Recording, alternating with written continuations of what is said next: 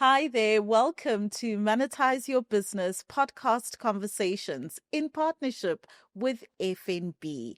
Today, we have got a phenomenal guest with us, which I'm very, very excited about.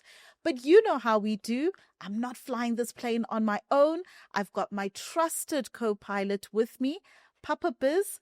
How are you today? No, I'm good. I'm excited about this conversation we're going to have with Lindiwe, Yes. referred to us by somebody within our network. Yeah. And I read up quite a bit on yourself, so I'm looking forward to this. I'm quite excited.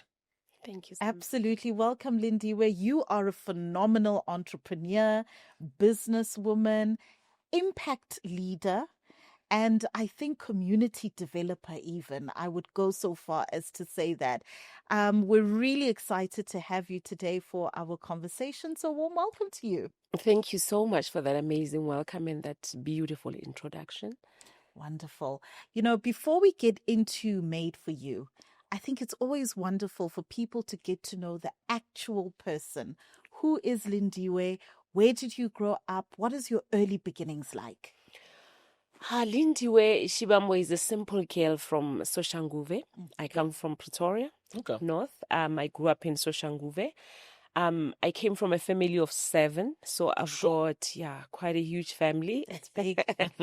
And unfortunately, my dad was unemployed most of his life, and my mom had to carry us on her own. So she became a single parent. Sure. Though married, of course, later on they divorced. But I grew up with my father being there, my mom being there, my mom being the sole breadwinner. Wow. And I also must mention that when my mom and dad got married, my father already had a first wife who passed on. Sure. So he came with about three. So it was 6 of us plus the 3. Sure. In a 4-room house. It's a big family in a 4-room house in Soshanguve. It's quite hard, quite tough. Yeah. And what was that like navigating? Because, you know, often at times when you come from a big family, sometimes you're tempted to want to show out so that you can stick out from the crowd within the family, or were you kind of assimilating and blending in? Listen, it was really a difficult upbringing. You know, because I'm the firstborn daughter to my mom. Okay. So I got to understand that I'm Rakhadi, I'm the eldest daughter later on in life, because I had these 2 other sisters. So I grew up thinking, these are my sisters, they will take care of everything else. I don't have to be Rakhadi or auntie. But then I realized that later stage that I am the eldest daughter to my mom, and the certain responsibilities vested upon me. Yeah. But growing up in that environment was not pleasant at all. I really need to be honest with you, because you have a single parent who's a woman who's taking care of so many children, in such a small household. And at about 13, 14, 15, me and my little brother started selling vegetables in the townships. Oh, wow. Okay. So that we can augment and assist my mother, so that she gets at least an additional income. And coming from that background in a township, you sort of get labeled. Yes. So, you know, there are jokes that are made. You know, your peers would say, I remember when I grew up, you know, my peers at school used to say, you are so many at your family that when you wake up, you say to the other one, oh, do you also stay here? And you know, It's a terrible thing. It's a terrible joke. And also now you are a young girl selling vegetables in the township. You don't have shoes when you go to school. You don't get to play and have the privilege of just sitting at home and be a child and play and do your homeworks, because you had to help your mom. And during those years, if you own the municipality account, they switch off the lights, they switch off the water. So now there's another stigma that gets attached to your family. It's a big family, you are poor, your dad is not working. Half of the time you don't have electricity. Sure. So I came from that background, and because of that, I had a low self-esteem. I can imagine, yeah. I was never confident. I mean, I look at myself now, I still get goosebumps That's because crazy. it's crazy because I never even thought that I'll be able to speak in front of people, Mm. let alone be on a podcast or on any kind of interview. But that's where I came from. So it was quite tough. Yeah. And if we're taking it as well in terms of that, what was your journey like after high school? After high school, obviously, even when I was in matric, I remember my mom said, you know, your two older brothers are already in tertiary. I'm struggling. So the chances of you going to tertiary are slim to none. Wow. Goodness. So when I was doing matric, I was already very discouraged. Of course. You know, I was Yes, like, I about your mean, future, yeah, your what's going to prospects. happen? You know, I wasn't one that studied and took it seriously. And I was like, maybe at least if I can fail, then I'll repeat, And you have know, something to do. the following year. Goodness, yeah. So it was quite hard. But then I passed matric. Okay. And when I finished my matric, that's when the story really began, because I had to then reflect and say, what is it that I want for myself, for my life? I remember one day I was in matric and I didn't go to school, and I watched TV. And there was this tall white guy who came on TV. It was like a 3-minute, 2-minute advert, Tony Robinson or someone. Yeah. And he said, I mean, they were advertising his DVDs and CDs and at the courses time. and those things, Yes. By 3 minutes. And he said, where you are today doesn't determine where you are going. Wow. Sure. That was it for me. That was it. It got you. It got me. That wasn't even a coincidence. You know, sometimes you have these sliding door moments. You were meant to see that at that time. Absolutely. And you must understand, I came from an era where there was apartheid and there was a stigma attached to white people. So I was not going to listen to any white person. Of course, yeah. But this guy just captured me. And he said, your current situation doesn't determine your future. Your future is determined by you. Sure. You make the choice. And he said something like, I'm challenging you now in this moment to make the choice of your future. And that same night, I remember I stood at the back of my mother's house, and there was this little thing that I could climb on, and I could climb on that. And whilst we're climbing on that, I could see Pretoria North. Okay. From Soshanguve, you could see orchards, Amanda Surf, Yes. and there was lights. There was just, you know, You could just see the vastness. I mean, we could see it, but I mean, I never focused on it. Yes. And that same night, I stood there Yeah. and climbed on that little thing, and I looked at Pretoria North. Yeah. And because now this tall white guy gave me a challenge. Yes. And giving you a vision. And a vision is, what do you want? And Yeah. I remember saying to God, I'm going to buy a house there. At the time, it was very white. Yeah. There was like, how are you going to buy a house in the suburbs? You're already poor now. You know, everything that surrounds you is suggesting that is impossible. And I looked up and I remember saying, I'm going to buy a house in Pretoria North. Wow, look at that. I love the lights. And I mean, obviously, when we used to go to town from Soshanguve, you pass Pretoria North. Yes. And they had tar roads. We didn't have that. They had street lights. It was clean, beautiful.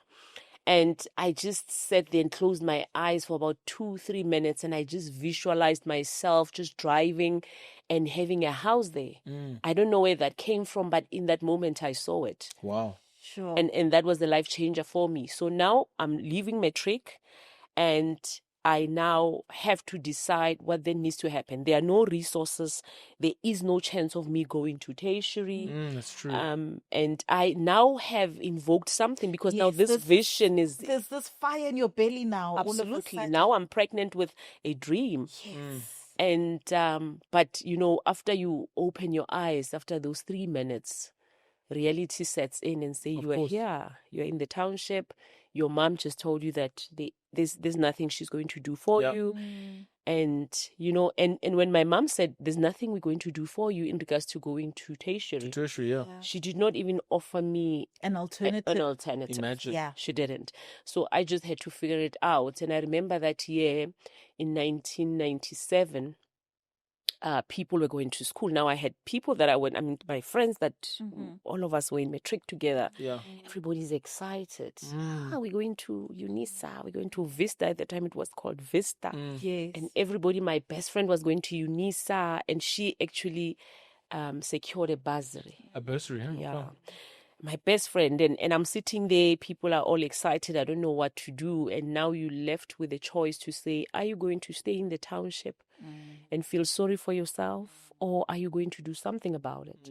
And I think that's when I started doing a lot of prayers. I remember just praying and say, God, give me something. Yeah. Give me something. I had a choice to date some guy from the township who has a gusheshe, and they don't even know how much the gusheshe is. Or I had a choice to really hang on to that vision that I had. And lucky enough, my auntie was staying in Mamelodi, called me one day and said, I remember your mom said you're looking for a job, because I started looking for a job. I went to your ShopRites and, Cuthberts at the time, your Edgars, and my auntie heard about that, and she said, no, I'm working at CSIR as a tea lady. They are looking for a cleaner. Okay. So come through. I've recommended you. They'll train you. Okay. I went in for an interview, and they looked at me. They said, oh, she's so young. She's not going to make it. And there were other, people there that perhaps made the cut. And when I left, because they interviewed me, I left, my auntie came and said, come back here. And I said, what's happening? He said, one of the managers liked you, and she said, do you mind working for her as a domestic worker? Oh, wow. Geez, okay. And I said, okay. What do domestic workers do? Yeah. Because I wasn't sure. And at the time, there was a label, they used to call them kitchen girls. Yes. Like, yes. oh, kitchen girl. And coming from a township, I understood that if you work as a domestic worker, you are so marginalized. Yeah. You're exploited. It's not, it's not fashionable. There's nothing glamorous about it. And I'm like, oh, so that's what I'm going to do. Am I not too young to do that? And my auntie said, no, you're not. The manager has 2 kids, which were young, and it was 18, 19.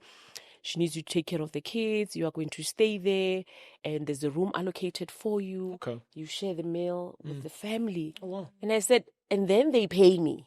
And I just remember, and I said, okay, this is what I do at home. I take care of my siblings. I clean the house. I do the 100%. laundry. I cook. Nobody pays me. Yeah, and now they're going to pay Now you. they're going to pay you. And I'm not going to share a bed with anyone. Yeah. Have your own room. And It's actually a win. I thought, oh my God, this is amazing. And I remember saying, no, just, I'm here. Let's do it. Yeah. Take it. Yeah. Yeah. And that's how I worked as a domestic worker. And then she came, and then, she explained everything to me. And I worked 2 to 3 years in Sunnyside. It was very, very posh at the time. As a domestic worker, I worked. I loved it. I love those kids. I was a kid myself. Yes. So I had the energy for it. And I did that. And one day she asked me, and she said, but what is your dream for yourself? My employer. She said, what? Dream? Oh, you're so young. And you sound so clever, because I would help with the homeworks. I would ask, what did you do at school? Let me see. Let me help you. And she said, but what is the dream for you? What does Lindiwe want? Yes. And I said, well, I want to go to school. I want to further my studies. Yes. And she asked me, what do you want to study? And because I came from such a, poor background, I said, I want to study anything that has to do with money. So that perhaps I can understand how money works. Yeah. Because other people have it, others don't. Others don't. Others have it, but they can manage it. What's happening? Yeah. And she said, well, maybe become accounting or be a banker. She didn't tell me that being a banker, it means that the money is not yours. You're not necessarily making the money. You're not making the We've money. all been there. And so I then went to Vista, and she said, I'm going to help you. Wow. She said, I'm going to help you raise the money. Okay. So we're going to manage your salary. I'm going to show you how to save some money. And I don't have money to give you to increase. Okay. But I'm going to recommend you to babysit on weekends for my Oh, wow. friends. Okay. Oh, for additional income. For additional income. And that's what I did. And I raised the money, and Wow. I went to Vista. Obviously, Vista said, no, you don't have a distinction. And I went to TUT. At the time, it was called Setlogelo in Garankuwa. In 1998, it was then called TNW. And then I went and I registered for internal auditing. Wow. And I still worked on weekends. Like Friday, Saturday, Sunday, I still had to work because there was no NASFAS, things like that. Yes. I think TEFSA kicked in 1999. Okay. Before it was NASFAS, it was TEFSA. So I got the TEFSA in 1999. But in my first year, I still worked as a domestic worker. Okay. Completed at TUT, and then I joined F&B. Okay. Which is, Full circle. full circle. moment. Yeah. So I joined F&B. Actually, they recruited me from school. Oh, wow. When I got to tertiary, also, that's another story for another day. I was very active in the SRC. I was in politics. I just kept myself busy. Because I understood that, there is what we call in the meantime, towards your dream, towards the journey to achieving what you need to achieve, towards where you need to go, where God has ordained you to go. Yeah. There is a process of in the meantime. Yes. And to avoid a void, Yes. you need to keep busy. Yes. And you need to ask for direction as to what you need to do. That's so important because it's easy to get swallowed in the meantime and to even lose your vision or your hope in that gap. Yeah. Yeah. And in the process of in the meantime, it's when I started to take, getting rid of the labels. Yeah. Because as I said, I grew up stigmatized as the poor child, the one, there's no electricity, this and that. And it sits in the mind and also It's like in the affects, mind, in the your spirit, you own it. For a long time, I embody owned it. Oh my Yes. goodness. And Yeah. in that process of me being busy and active, I was part of drama at tertiary. I was very influential in the SRC. And I saw how people looked at me and respected me, and decisions that I would make, how they would be implemented. I started now peeling off. Okay. So that I get to the greatness of Lindiwe.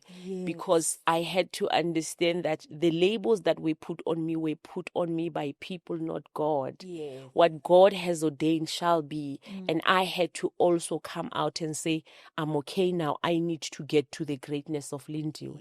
So in that 3 years, actually 4 years at TUT, I had to unlearn a lot of things. Yes.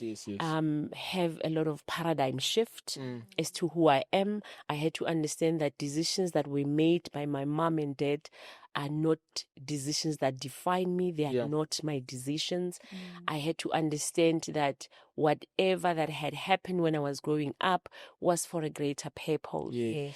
My daughter always says to me, Mommy, the one lesson that you taught me is that nothing happens to you, it always happens for you. Wow, look at that. So Sure. I had to understand that And philosophy. it's powerful. Very eh? powerful. Very powerful. And that philosophy took me through tertiary. So I got recruited by F&B. I started working for the bank. But strange enough, when I went into the bank, anyone who was looking for a domestic worker, because the bank was very white at the time. Yes. Anyone looking for a domestic worker now goes to the girl from the township, because the assumption is that You would she know knows someone. You have a whole list.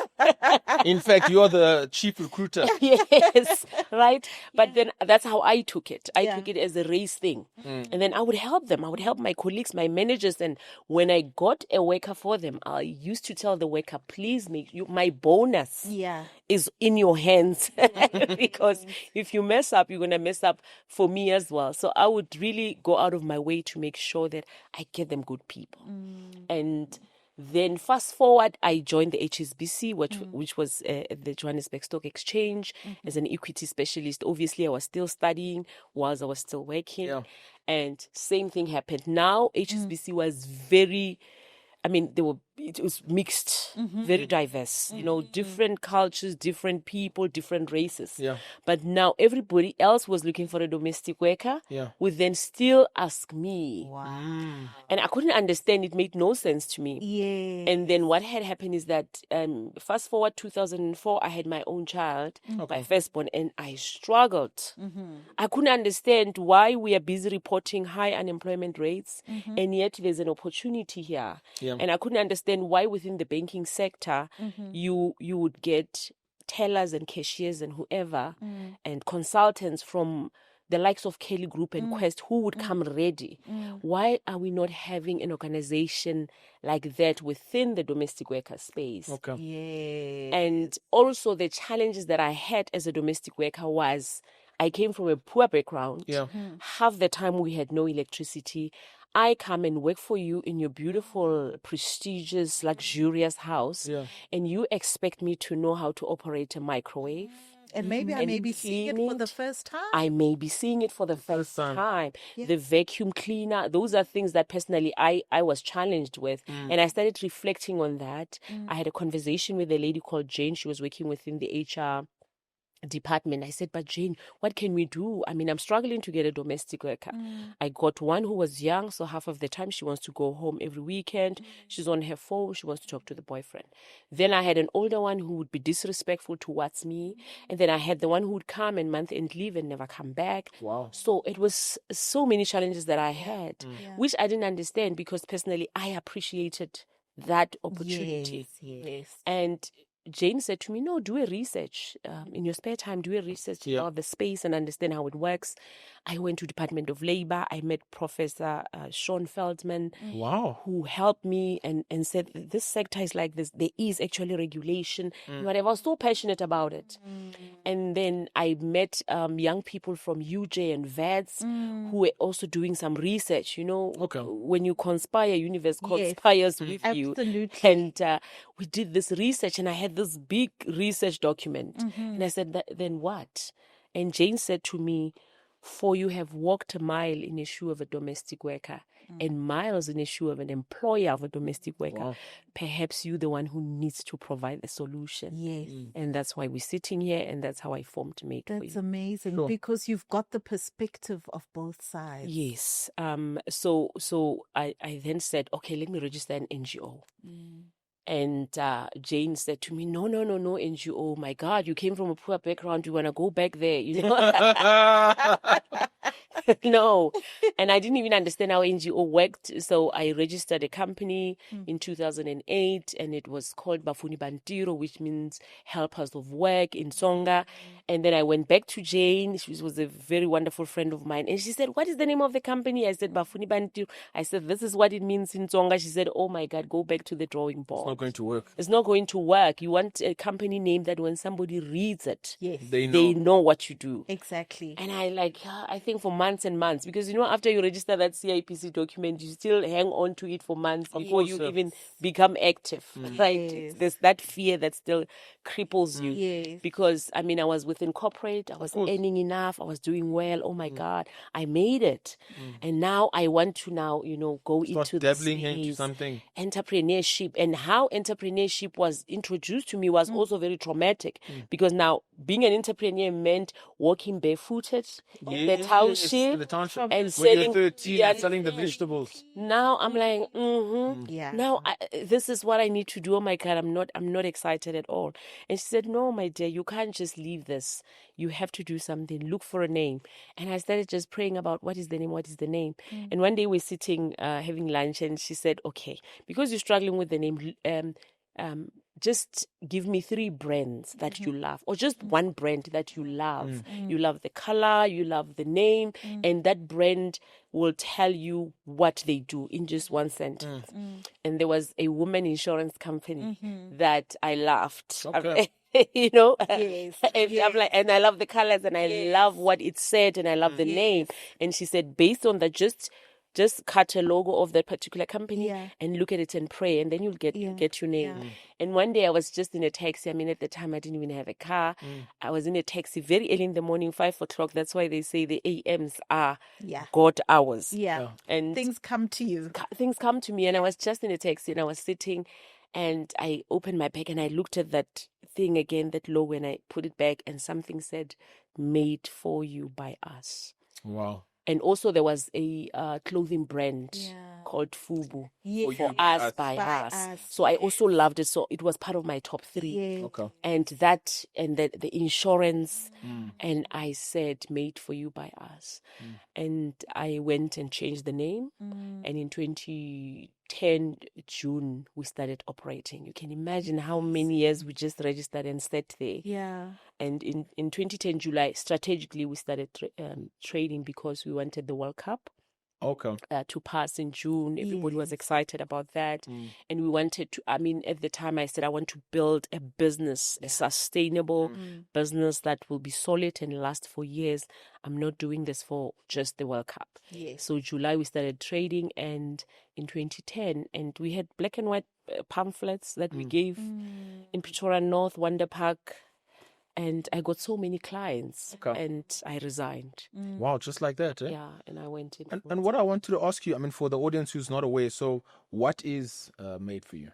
Made for You is the recruitment, training, and placement agency for domestic workers by domestic workers. Okay. So the biggest thing is we look at women in rural, underserved areas that have the passion to take care of kids, Yes. that have the passion for cleaning and cooking, that are deprived of opportunities that are otherwise here in the metro cities. And we recruit them. We put them through training, where we just want them to understand everything about cleaning and hygiene. Okay. So they become professionals. So the agency, its objective is to professionalize the sector. Yes. So we train them on housekeeping, domestic services. That includes your laundry, your cooking, your childcare, your time management, your schedules, your personal care. So that when she walks in, like I said, Yes. how does Equipped. And equipped? ready. Yes. They don't look stranded. They don't get frustrated. But most importantly, they understand the role they play. Because you must remember, domestic workers in past years were our grandmothers that worked for many years and raised other people's children. And left home for 10, 20 years. But when they were older, they left home with a black plastic full of old clothes and curtains. So as Made for You, we have built a organization that says, let's formalize, let's professionalize, let's train, let's equip, let's upskill. So after we have recruited you, we do a vetting. We screen you to make sure your background is clean. And then we put you into our system, position you for employment. We place you in a job. We match you to the household. Okay. So we have to understand what Uandi is looking for. Yes. We need to be sensitive. I need to work for this family and not to be racial. So we had domestic workers that say, I want to work for a black family because I can speak English. Okay. Not to be racial. I want to work for... So we do give them that allowance. Yes. And how big do you want the house to be? How many kids would you prefer to take care of if there's children? What ages would you prefer? So that when we match you to your household, it's 98. It must be just that balance so that there is no mismatch. You know what I love with what I'm hearing you say? Because often at times when we think of domestic work, we think of it as a means to an end. I don't have, therefore I need to just do whatever I can find. Yeah. But what I'm hearing from you is you are helping them build a career. Absolutely. And to actually take pride in this is the work that I do and there's value in it. Absolutely. Hence, when we do training, we also speak about their role and the importance they play in that family and in their own families in terms of provision. Wow. And as we move towards transforming the sector, we want somebody young to say, I want to be a professional domestic worker. Because if you look at other countries, it's now evolved. They evolved quite a lot. It's au pairs, it's driving, it's apps, it's and computers. There's no shame in it. Now we're seeing a lot of domestic workers coming in and say, Lindiwe, place us overseas. We understand that there's even young people, right? We understand we're going to earn dollars and obviously it's more and stuff like that. And that is the objective. Let's professionalize. Let's structure it. After we've placed you in a job, we check up on you. We check up on the employer. We make sure there's no exploitation on both sides. Yes. You've got your contract. You've got your work schedule. You've got your monthly pay slips. You are UIF and COIDA registered. Yes. Right. So you also take pride when you get that pay slip. And most of us as employers, we don't provide that. Yeah. Not because we don't want to, but because we don't know where to start. Yes. Where to even begin? I'm not going to stand in the UIF long queue and whatever. So Made for You does that for for you.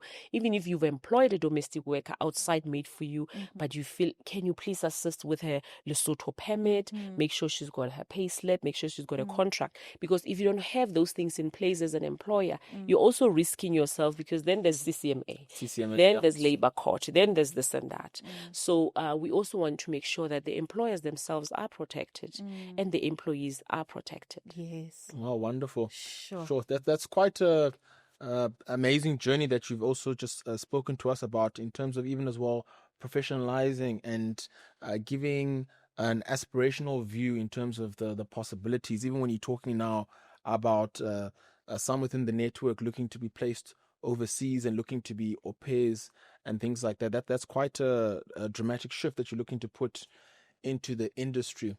If I'd had to put it like this, then what, in the journey that you've had, what type of advice would you give to aspiring entrepreneurs or those who are already entrepreneurs, like our viewers on the program? I would say, you know what, there is no better time than now to start if you haven't started. All the odds might be against you. Your friends, your family, everybody might feel like, what the hell? Because one of the things I spoke about, I also had the privilege to be a guest speaker at one of the FNB sponsored entrepreneur program called Heavy Chef. Yes. And when we had lunch, the entrepreneurs came to me and said, but Lindiwe, we are getting a lot of backlash. We're getting people saying you can't achieve this. Our families are not being supportive and so forth. And I said, the dream is in your heart. The vision is in your mind. So don't let anyone take it away from you. And when these people are challenging you, perhaps it's the way of the universe to also test you and say, are you really ready for it? Yes. So there is no better time to start than now. I mean, entrepreneurs that are coming into any space are so privileged. Yeah. You've got AI, you've got technology, I'm you've telling got so much that you can leverage on. You've got Lindiwe's, you've got this podcast where you can listen and take advice. You can Lindiwe mentor me, somebody mentor me. So there is no better time than now to start, but you must be willing to hang on. Yes. Hang on for dear life, because I remember even when I resigned, my husband was against it. Sure. Like, girl, now back to Sosha, how do you want to now help domestic workers? They are not earning that much. They are not. And I said, there is a philosophy that I also believe in that says, in any space that you walk in, make sure you leave that space looking better than how you found it. Wow. And I say, domestic sector chose me to clean up the space and leave it better. Of course, I'm going to give the baton to the next generation, but there must be something that I can do. Like I'm saying, the issue of not having provident fund pains me to say, how can someone leave Lesotho and be in South Africa for 20 years and live with nothing? No UIF, no provident fund. It pains me. It's something that now, as we are structuring the provident fund for domestic workers, we have successfully structured the medical aid for domestic workers. Wow. Amazing. With our financial, partner there.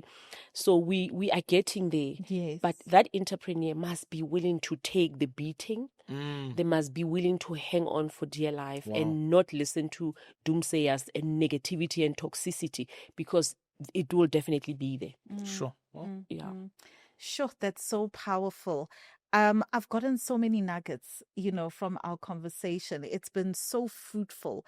Papa, let me throw the ball into your court just to hear what are some of the nuggets that have come up from you, from what Lindiwe has discussed with us today.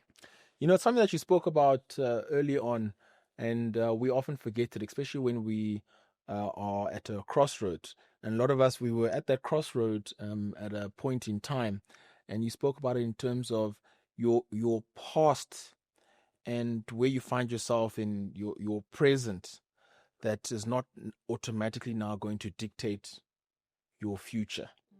And it's something so important to hold on to, because it provides a form of agency for ourselves in terms of what I'm going to be able to do today and tomorrow to be able to change the type of future that I want. And it's also able to then allow one just to dream and to put a vision in one's mind, to be able to replace the visions from the past, from looking to destroy where we can potentially go. So I think that was very, very powerful. And even just how you demonstrated that through your life, that was a very, very powerful message that I really appreciated. Thank you so much. Thank you. Absolutely. I think for me, I've gotten two things. The first one is the power of a dream. You know, sometimes the dream creates something inside of us beyond what our eyes can immediately see. You were able to now see the vision beyond any evidence in front of you. And that was able to carry you. And I find that so inspirational. The second thing is shedding the labels that other people have put onto us. Those are not God's labels for us. That was not our destiny. And sometimes we wear it and we carry it. And you made the decision to say, actually, no, this is not me. I'm going to shed it and I'm going to define for myself who I want to be. And that has been such a powerful, powerful message. So thank you so much for that. Lindiwe, if a person wants to keep in touch with you, maybe they're inspired by your journey, or they would like to use the services of Made for You, how do they do that? They can visit our website, which is www.maid, the number 4, the letter u.co.za. So it's www.madeforyou.co.za. My number is 073 011 5462. And my assistant is on 078 750 1656. So, I mean, yeah, even on Facebook, you'll find us. It's Made for You Recruitment and Training. Same Instagram. It's the same handle. And otherwise, I mean, I've been on Showmax on the call called Abo Auntie, where we were talking domestic worker issues, and we're trying to address that, so people can also just check that show out and see how we navigate in regards to challenges regarding domestic workers. And we are in a process, just to close that off, we're in a process of recruiting franchisees. We just got our franchise license. Oh, wow, look at that. So excited about that. That's huge. That's So that's huge. big. That's big. huge. 2-year process of getting that FASA license, because we had a lot of women in other provinces that were saying, I am running this agency similar to what you do, but I don't have the systems, the licenses, the professionalism. So I would want to, adopt Made. You are duplicating your excellence. We have to do that. We have to scale. So we are recruiting, and we are saying to women that are sitting out there in all the provinces, perhaps you want to start something similar. Yes. So it's easy to go into the space. We are here to help you and train you as a franchisee. Wonderful. Sure. I love that. That is absolutely brilliant and such a great opportunity. So thank you for creating that as well. Monetizers, that brings us to the end of today's podcast conversation. I really hope that you are as inspired as myself and Papa Biz are. We've taken away so many incredible nuggets. I'm sure you can agree that Lindiwe is such a phenomenal entrepreneur. Please share your comments, your aha moments with us within the comment section. And don't forget to plug into all of our social media platforms. It is at Monetize Your Business. That's it for today. We will see you in the next episode. Bye-bye. Cheers, guys.